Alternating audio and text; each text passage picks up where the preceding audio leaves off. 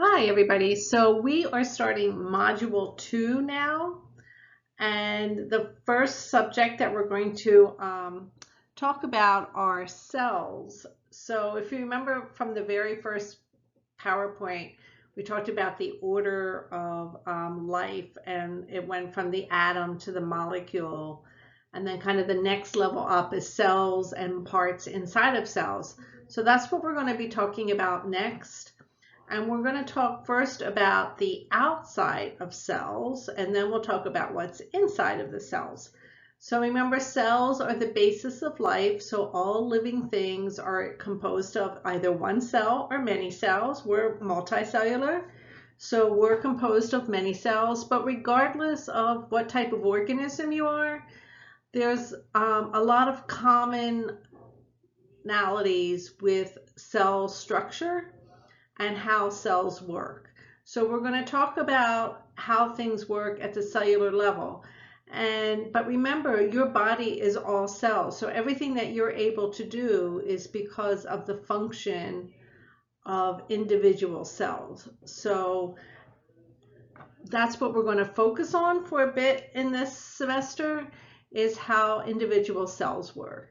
And we're going to start with the membrane. So if you think of a cell as being kind of a sac or a ball, the membrane is the covering. And so anything that gets inside of the cell or out of the cell has to go through the membrane. So ultimately, the membrane is kind of the divider between an organism and the outside world. So as I said, the cell membrane is the boundary of the cell. In some places, it's called the cell membrane. Other places call it the plasma membrane. They mean the exact same thing. Those terms can be used interchangeably. So the cell membrane controls everything going in and out of the cell. So it controls movement of substances in and out of the cell.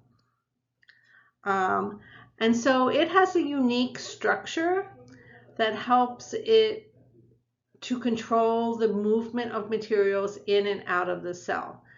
The cell membrane is composed of something called the phospholipid bilayer. And inserted in that phospholipid bilayer are some proteins, cholesterol, and carbohydrates. So even though we have trillions of cells, each of them have a membrane that has this complex structure. And this is what enables the cell to control what is inside of the cell and what is outside of the cell.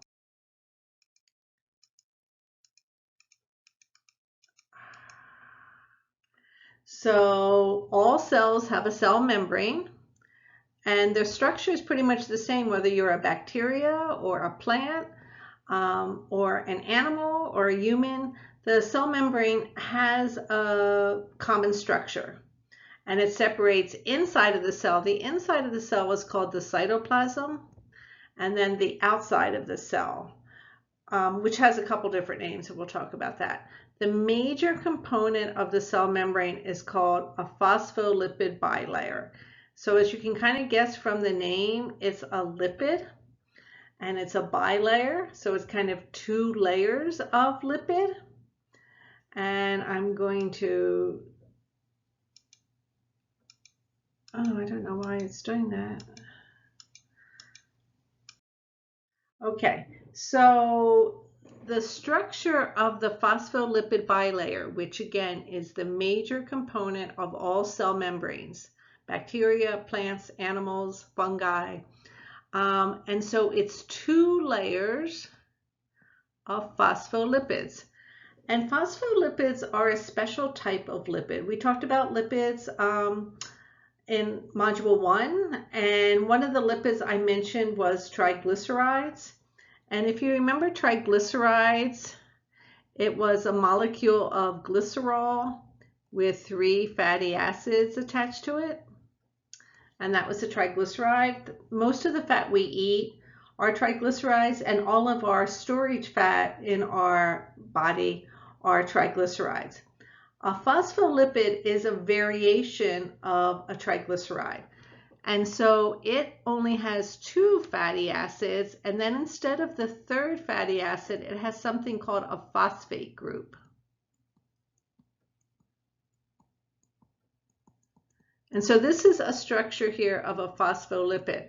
So here's one fatty acid, here's the other fatty acid, and then up here is the phosphate group. And this is a special type of molecule because it enables our membranes to exist in a water solution. If you think about, remember we said that water is the only solvent inside of cells. So inside of your cell, you have all kinds of things dissolved in water. And outside of your cell, you have all kinds of things dissolved in water. If you remember, lipids are hydrophobic. They don't like water. And so if you mix a lipid and water, the lipid kind of all clumps together. So if you put if you're making salad dressing or something, you put oil and water, the oil separates by itself. They don't mix together. So, and that's because lipids are nonpolar, which means they don't have a charge. And so they don't dissolve in polar water. And the part of the lipid that's nonpolar are the fatty acids. So the fatty acids, these 2 parts here, are hydrophobic. That is, the fatty acid part does not like water. But then you have the phosphate part, and the phosphate part has some charges on it. And the phosphate group has a negative charge. I don't know if you can see it here. So this here is the phosphate group, and it has a negative charge. So it is polar, like water is, so it can interact with water. And so what happens is our membranes have these 2 layers. And the inner part of our membrane are the fatty acids, which are hydrophilic, don't like water. And then the outer part that faces both the outside of your cell and the inside of your cell are the phospholipid groups, which do like water. Since phospholipids do like water, they're called hydrophilic. It's like the opposite of hydrophobic. Philly means to love. So they love water. Philadelphia, Delphia means brother. So Philadelphia is the city of brotherly love because Phila means to love and Delphia means brother. So the phosphate group likes water. So that way when you have all the solution outside of your cell and inside of your cell, it will keep the membrane from clumping together. But then the inner part of the membrane is the lipid part that doesn't like water, that's nonpolar. And so by having these membranes, and they're not solid, they're more like fluidy, it's called a fluid membrane. They're kind of, the thickness, it's kind of like a Ziploc bag or something. It's like that kind of bendable, but it's still a barrier. But it prevents things from going in and out of a bag, but yet it's not a rigid structure. So if you were to take a little piece of your membrane, the primary thing you're going to see is the phospholipid bilayer.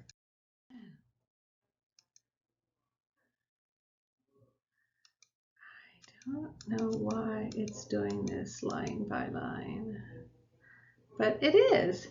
So the membrane then, the major component of the membrane is the phospholipid bilayer. But then inside of that are lots of things. So there's proteins, which are kind of these orangey globs. Here is a protein. And then there's some carbohydrates attached. So it's actually a pretty complex structure, even though it's so tiny and you have trillions of them and then you can't see them with your naked eye. But they have lots of substances in the suspended in the membrane. So there's the lipid, the proteins, and then there's some carbohydrates, and sometimes there's some cholesterol also in the membrane.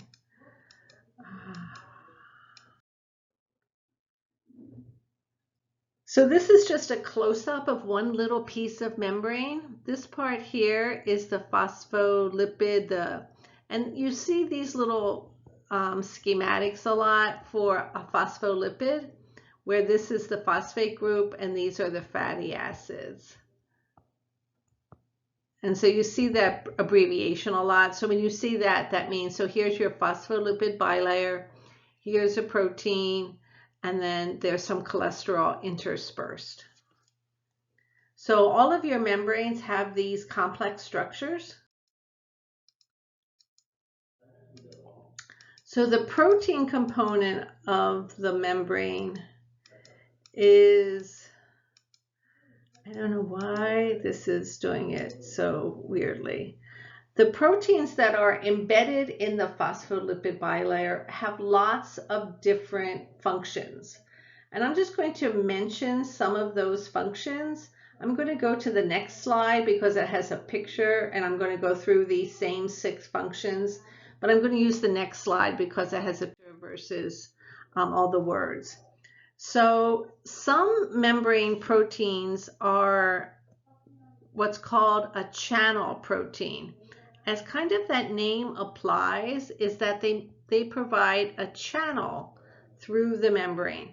So many substances cannot get through the lipid bilayer because remember the inner part is hydrophobic. So anything that has a charge can't go through the lipid bilayer. For example, water is polar. So water can't get through the lipid bilayer easily. So there are proteins embedded in the membrane that have kind of like a little tunnel going through them. In this picture, they're actually cut in half. So this would be the substance that wants to get in. And so instead of going through the lipid bilayer, it's going through the channel protein as a way of getting inside of your cell.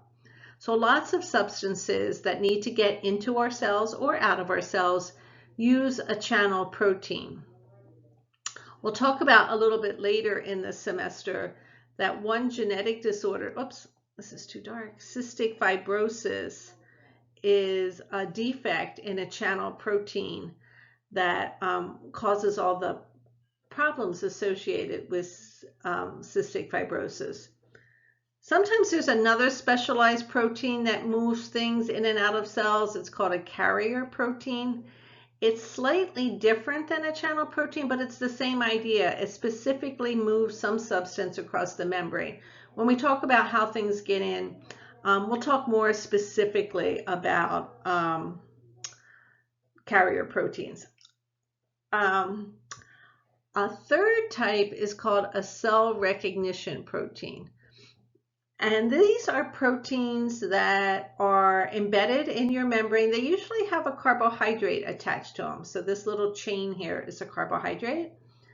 And they're used for your immune system to be able to recognize your cells. So like your immune system has to target invading cells, cells that are in your body that shouldn't be there. So suppose you get an E. coli infection or a strep infection. There has to be a way for your immune cells to bump into the strep bacteria and say, whoa, this isn't supposed to be here, and target it for destruction. But on the other hand, you don't want your immune cells to destroy your own cells. So your immune cells have to have ways of distinguishing your cells from cells that aren't your cells. And some of that is due to these specific proteins that are found in membranes. One that you've probably heard of that we'll talk about in more detail later are the ABO blood groups. And if you have type A blood, for example, you have a specific carrier protein that has what's called the A marker on it. And so if you don't have type A blood, say you have type O, and your immune cells would encounter if you got a blood transfusion with type A blood, your immune cells would encounter that type A marker and say, well, that's not supposed to be here. And it would target it for destruction.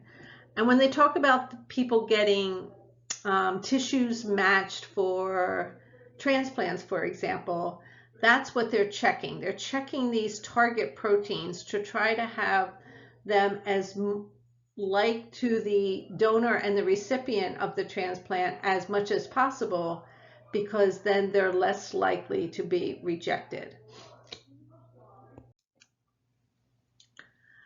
The next type of membrane protein I wanted to mention is receptor proteins. So receptor proteins are those that attach to a specific molecule. For example, you probably have all heard of the hormone insulin. And insulin is necessary for glucose or blood sugar to get into certain cells. And so cells that respond to insulin have a receptor for insulin in their membrane. And so when insulin is released to the blood, when it gets to those cells, it attaches to the receptor protein, and that changes the uptake of glucose into that cell.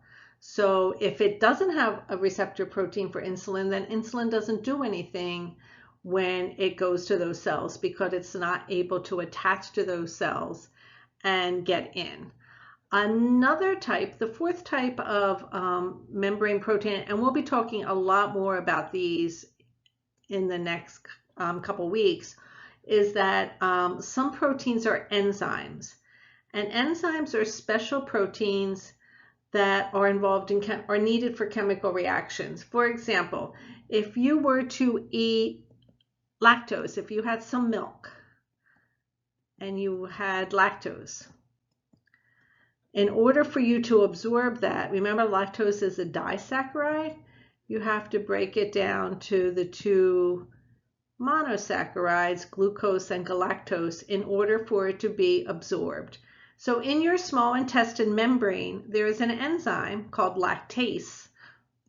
And again, we'll be talking a lot more about enzymes that breaks down lactose and enables the glucose and galactose to be absorbed.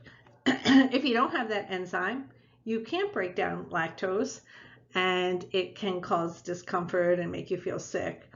So that's an example of an enzyme. The final type of protein are junction proteins. Oops. And junction proteins are proteins that connect cells. So if you think of something like your skin is made up of millions of cells, but they're not there by themselves. They're tightly connected to the next cell to make like a barrier between your skin and the outside world. So these junction proteins are essentially like proteins that hold cells together, so that you get layers of cells rather than individual cells. So again, that's just an indication of how complex every one of our membranes are. So that the major component is the phospholipid bilayer, but then inserted in that bilayer are all these different kinds of proteins. And some of them have carbohydrates attached, some don't. So every one of our cells has this complex mixture of components in the membrane. I mentioned that the membrane is what separates the fluid inside of your cell with the fluid outside of your cell. So the fluid that's inside of your cell is called intracellular fluid. Intra means within. It's also called cytoplasm, sometimes either cytosol. So that's a thick fluid. It's inside of your cells. It's almost like a gel. So that would be inside of your cells. Then outside of your cells, there is fluid in your blood, which is your plasma. That's the fluid part. So in your blood, you have red blood cells, white blood cells, and plasma. And so all like your nutrients, like glucose and proteins and stuff, would be dissolved in the plasma part of your cells, of your blood, not inside the cells. And then in addition to the fluid in your blood, You also have fluid surrounding all of your tissues. That's called interstitial fluid. Inter, it means between, stitial means tissues. So it's like surrounding all your tissues. So that's the fluid outside of your cells. That's extracellular or outside. It's interstitial and plasma. Intracellular fluid is your cytoplasm.